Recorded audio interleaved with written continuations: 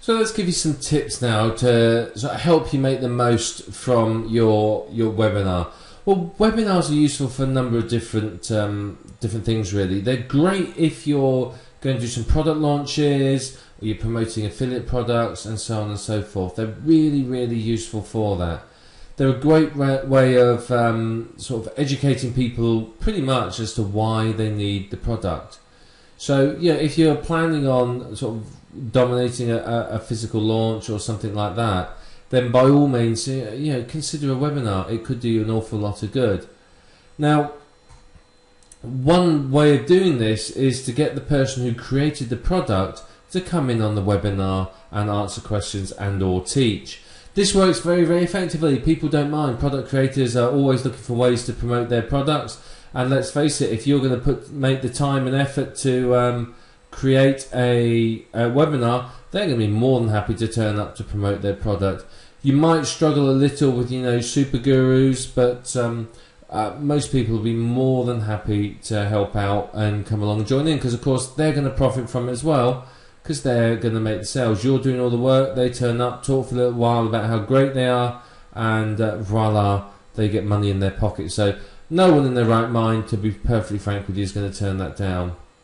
So it's a very, very good technique, and as I said, most people will be more than happy to come and turn up and give you information and help. They will usually as well help you with determining what questions to answer, how to run it and so on. They'll help you with the content side of it.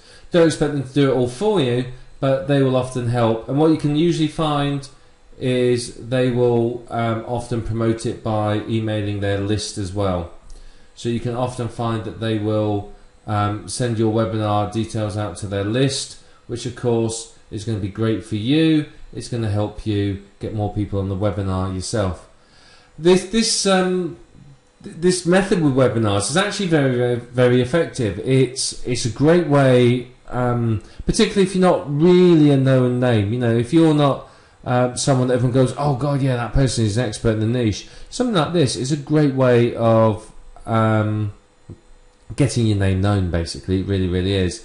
I can strongly recommend that you do this. It's very effective, and it's going to help you make more sales and obviously profit more, which of course is not a bad thing.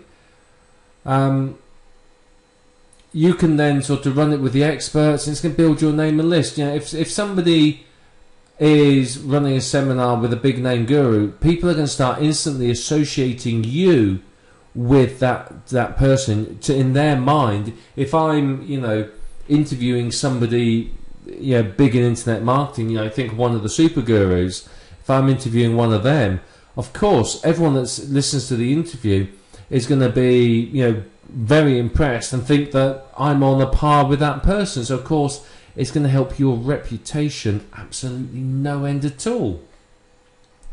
But if you're going to do this, you need to make sure that you have a relevant and interesting webinar planned. You've got to make sure you've got good quality information. You've got to make sure that it's something that is going to interest people. There's no good you running a webinar and it ends up being boring and tedious, because people just aren't going to want to turn up. So, make sure it's interesting, make sure it's exciting, make sure it's something that the people really want to hear, that they sit there and go, oh man, this is fantastic, I can't believe they're sharing all this information with us. That sort of effect is going to really, really make your webinar so much easier to sell. Now, particularly if you're interviewing somebody, what you need to do is think about, well, if I was listening to this person, what questions would I have for them? And that's going to help you determine really how to run your webinar. Think about that. I mean, one thing you can do that, as I said, it's highly effective, is ask your list or the people that you're attending to give you questions to ask these people.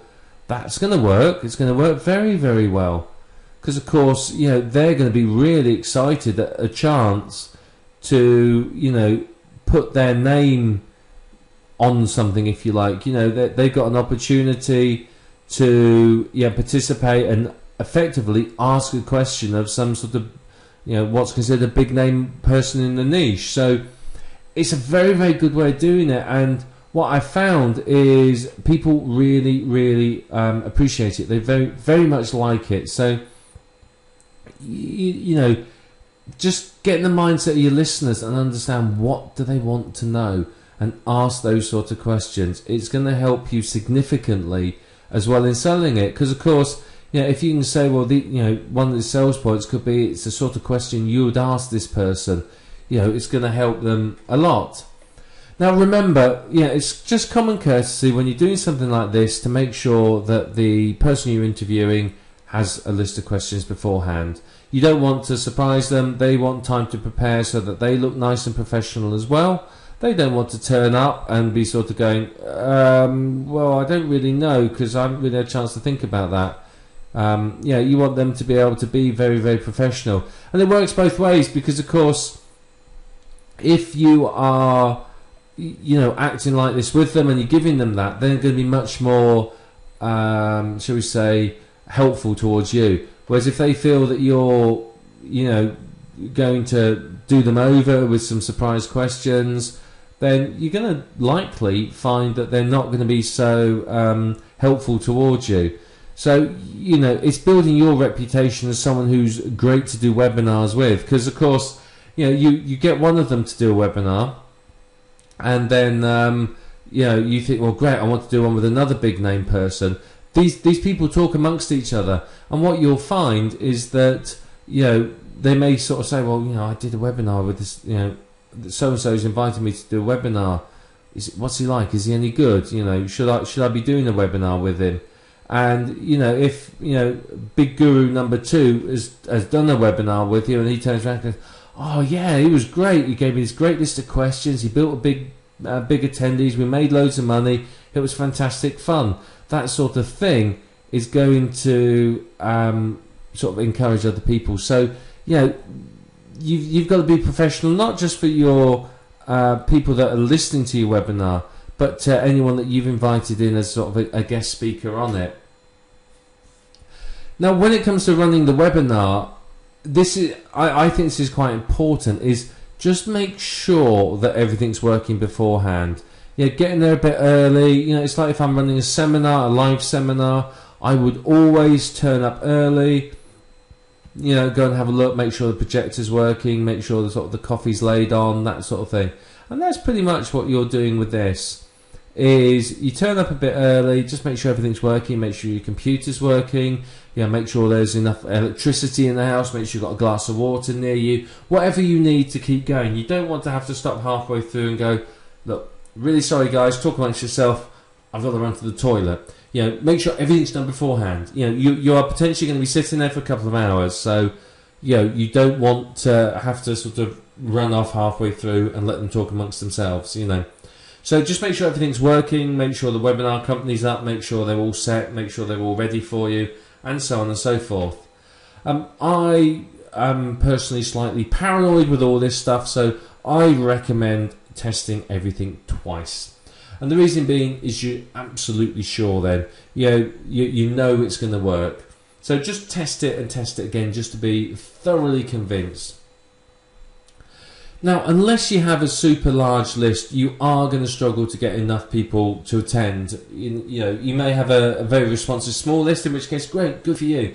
But you may not. You may not have a list at all. So what you may want to consider is joint venturing with other marketers in order to gain some listeners. But again, if you're doing something like this, you are going to have to make it worth the while. People aren't going to, in general, send out webinar invitations out of the goodness of their heart. Typically, they want something back, and usually it's money.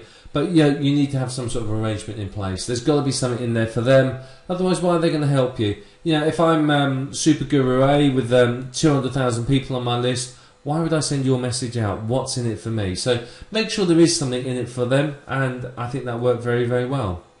But I think if you can ensure that you run a professional webinar, it's going to really, really help you. Professional webinars are going to look good, and it's just going to make you look good, and it's going to help you make sales. If it's a very amateurish one with lots of, you know, problems and ummings and ahhings and pauses because you're not prepared, it's going to look bad. End of story. It really, really is. So you've got to stop and really, really think about it. You really, really do. So, you know, when it comes again to your webinar, make sure you avoid all the background noises as well. You know, don't have dogs barking, children screaming, etc., etc., because it's going to detract from the webinar and stop people hearing you properly. You know, the excessive background noises detract from the professionality, and people aren't going to be happy with it. They really, really aren't. So, you know, like with recording a video, don't have all the noises in the background. Try and schedule at a time when you know it's going to be quiet. Arrange for people to be out of the house if you need to. Inform them that it's all going to be, you know, you've got to be quiet because you're running a webinar. Lock yourself in a room somewhere and off you go. Now, obviously, you haven't got control over your neighbours, but, you know, just try whatever you can do to minimise background noises. The higher the quality of the webinar in sort of professionalism, presentation and content, then the more successful it will going to be, plain and simple. So, you know, you are in control of the quality of your webinar, and it's up to you to ensure that it is the best possible webinar ever.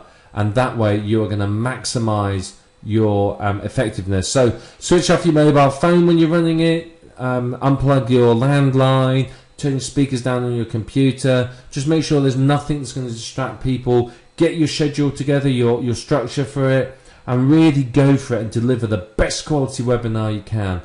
And that way you're going to maximize your income from the webinar itself. You're going to do very well with it.